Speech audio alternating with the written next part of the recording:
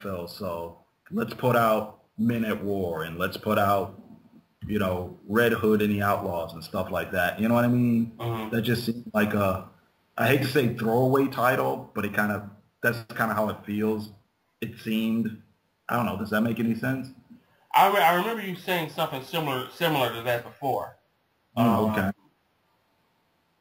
Uh, Maybe, maybe not. well, with DC being a business, for me personally, it's hard for me to wrap my mind around anyone there having a mindset of um, putting material out that they think or that they believe or that they know isn't going to work because it kind of jacks them up from the get go. See, If they allow the people that are working on those books um, um, in on their insight as to them believing that it's already going to fail, then that might trickle down to the creators mm, not putting their all into the into project. it. Sure. So I don't know. I don't know. I mean, obviously, you put out a whole bunch of stuff, something's not going to make it. Right. But to do it with forethought, I don't know. That's kind of hard for me to Well, I don't think they're doing it wanting it to fail. I uh, think it's a case of not wanting to, you know, I'm trying to clean it up, but not wanting to blow their whole load at one chance. You know what I mean? Like, mhm. there's probably like a dozen characters that DC owns that have like, decent fan bases and things like that that we haven't even seen yet.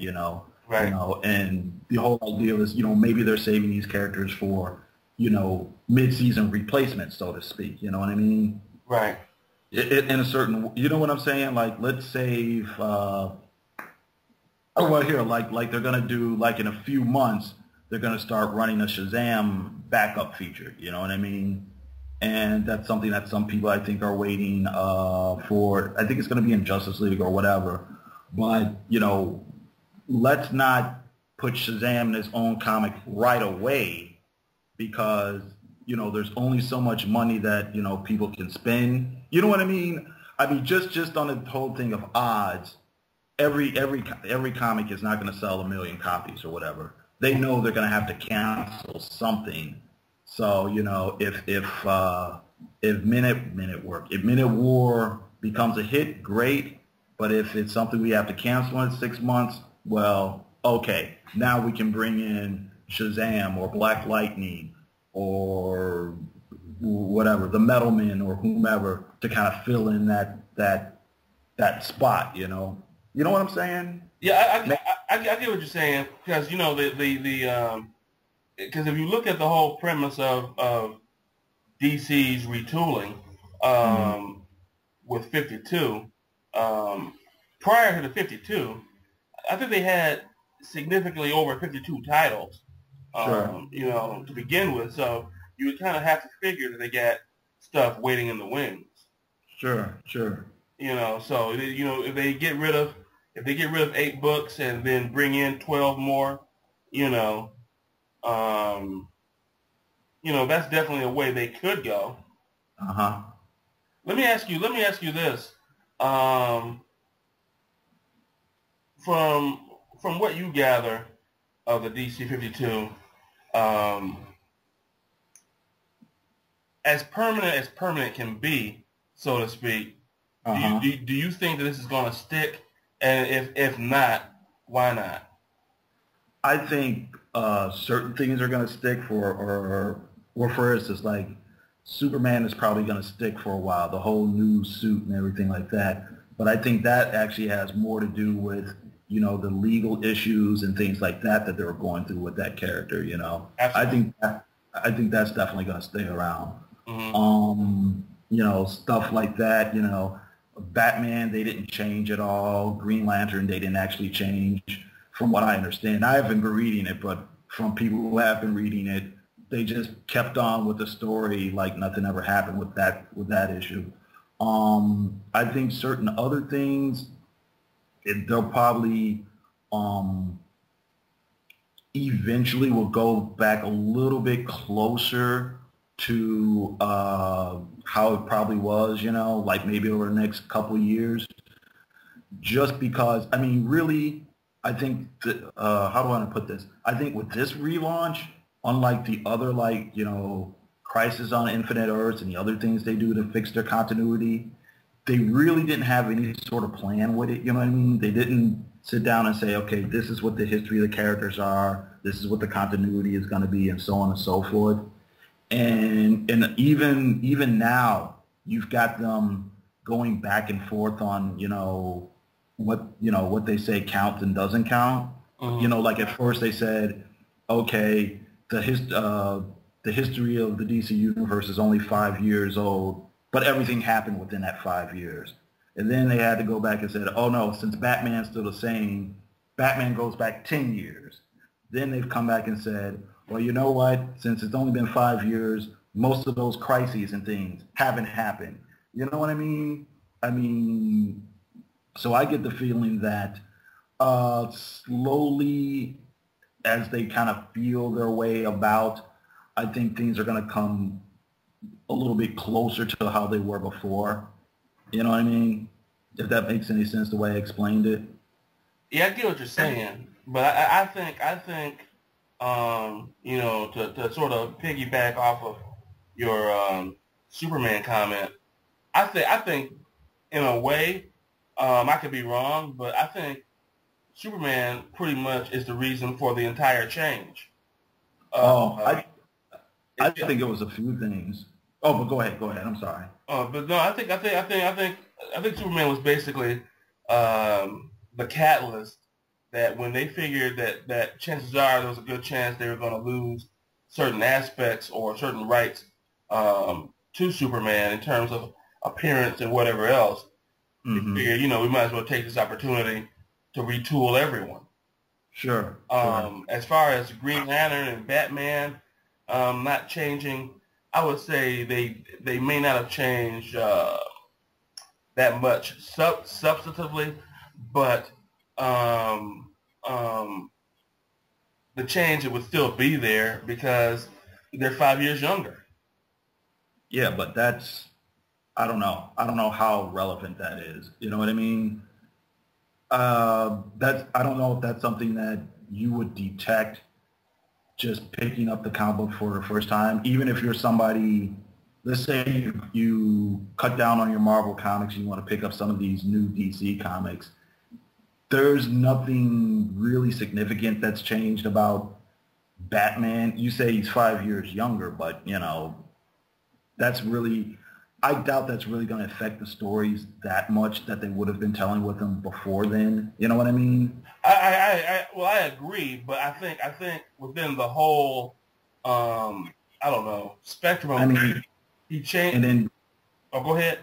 Oh, I was going to say, and in the world of superheroes, people's ages are this, weird, fluid thing anyway. You know what I mean? Mm-hmm. It's like, certain characters have been around, this long. Certain other characters have been around half as long. But then they're supposed to be contemporaries of each other. And then some people have, adult age children now all of a sudden. But, certain other people, it's like, let's see here. It's like, let's say Batman is supposed to be about in his late 30s or so, Mm-hmm. You have a character like Black Lightning, previous to this, or even going back to when we were young, you'd always figure Black Lightning was maybe more or less the same age as Batman, maybe he's 30-ish or whatever. Mm-hmm. But, previous to the 52 relaunch, he had daughters who were like maybe 18, 19 years old, So how does that work that these guys were roughly the same age? He's got these grown kids, then Batman's got his various sidekicks. And you know what I mean? And it's like if you read the one character or the one comic, you can kind of make Batman and his sidekicks make sense and not have them be too old. You know what I'm saying? It's not a really well-defined thing, Yeah, anyway. yeah, but I go back to the whole thing where if Batman is 5 years younger, and then Nightwing is 5 years younger, but Nightwing makes the acknowledgement that he was once Batman, as I was saying before, would not the suit have fit looser on him, being that he's about 18 years old as opposed to like 26 or whatever. And then Damian to me is really one of the few that are actually flat out unchanged in terms of his look. Okay. So I gotta still stick with basically that, for all intents and purposes, this is a 53rd universe, and that there's some parallels that are very close to the 52 universe, where we're talking about what Batman is going through, and then there's parallels that are not very close at all, that I would imagine the way Batgirl probably is, given now that she can walk. Sure. So that's kind of like how I see it. See, I think it's just loose enough that if for some reason they decide it doesn't work, they can probably, fit certain things in. Whether it really makes sense or not, you know what I mean? I think they could come up with an explanation like, if they want to say that, Batgirl was Oracle, they can still fit it into that 3-year period where she was paralleled. You know what I mean? Since that's part of the, Barbara Gordon's history, as of, the first issue or whatever, they can still sort of say, okay, this happened then, and that's where that Birds of Prey stuff happened, you know what I mean? They can still kind of work it so that, some of the other stuff did happen, Maybe they won't have all the things happening that they had before. Maybe they won't have, Barry Allen dying anymore, but they can still do, they can still work around a lot of stuff, Yeah. I mean, but to me, that's still, to me, with everything you just said, to me, that still basically, to me, fits within my 53rd universe theory. Sure. But you said as far as them changing things, are they going to change things? I think, like I said, for the most part, most of it's going to stick. But I think they have just enough wiggle room that if they want to kind of move stuff back to where it was before, I think they'll probably do it. You know what I mean? Yeah. And then, and it's not a super big deal. You know what I mean? Prior to the 52 thing, they've rebooted their universes, a few times before anyway, like even back in the 80s, they do Crisis on Infinite Earths. Wonder Woman was completely rebooted, and they changed all the history to say that she had never existed up until that point, So then they have to make it that instead of her, it was Black Canary who was the founding member of the Justice League. Then that's the status quo for some years.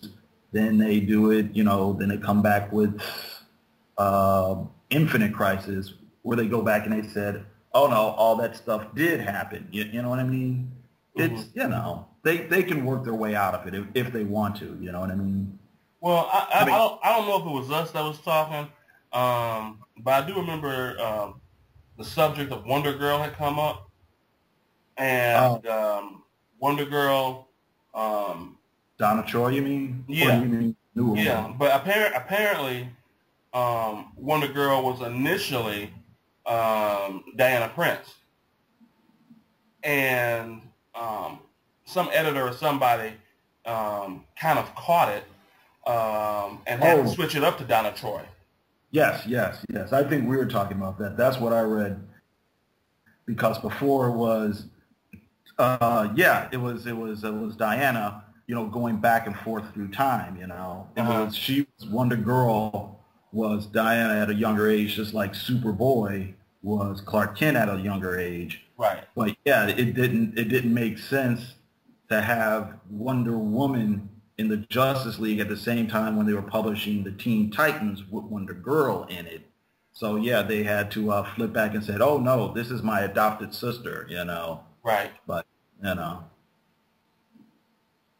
so you know, there's always a way out. You know what I mean? Yeah. I even thought of because God knows I cannot stand Jeff Johns. Okay. But I did think he left himself a little wiggle room that he needed to pull a one more day and take everything except for the Superman thing back to pre-52. There was a way he could do it. Sure. And let me put this